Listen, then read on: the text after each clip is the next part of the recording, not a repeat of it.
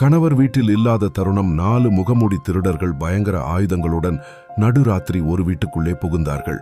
வீட்டில் தனியாயிருந்த வீட்டம்மாவை பார்த்து, இதோ பார், வன்முறையை நாங்கள் விரும்பவில்லை.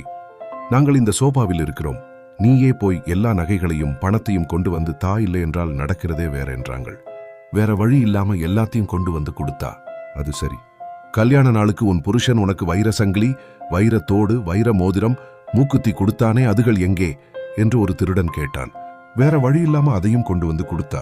கனடாவிலிருந்து வந்த ஒன்று அண்ணா வாங்கி தந்தானே, அந்த காப்பு எங்கே என்று இன்னொரு திருடன் கேட்டான். அழுது கொண்டே அதையும் கொண்டு வந்து கொடுத்தா. சரி, எங்கள் 4 பேருக்கும் நீ சூப்பராய் போடுவியே, அந்த மசாலாரியும் போட்டு அதோட நேத்து செய்த லட்டும் கொண்டு வா என்று இன்னொரு திருடன் சொன்னான். மற்ற திருடன் சொன்னான், பின்னாரம் செய்த பற்றீசையும் கொண்டு வா என்று. அழுதபடியே பயத்துல வீட்டம்மா போய் ரீம் போட்டு எல்லாத்தையும் கொண்டு வந்து கொடுத்துட்டு, அதெப்படி எங்கட வீட்டு விஷயமெல்லாம் இப்படி உங்களுக்கு தெரியுது என்று கேட்டா. நாங்கள் எல்லாம் ஒன்றையும் ஒன்ற மனுஷன்றையும் ஃபேஸ்புக் ஃபாலோவர்ஸ். ஒன்ற மனுஷன் தனியா ஹாலிடே போறேன் என்று ஏர்போர்ட்டில் இருந்து போஸ்ட் போட்டிருக்கார். ஏதோ இல்லாட்டி ஃபிளைட்டில் ஏற்ற மாட்டாங்கள் என்று.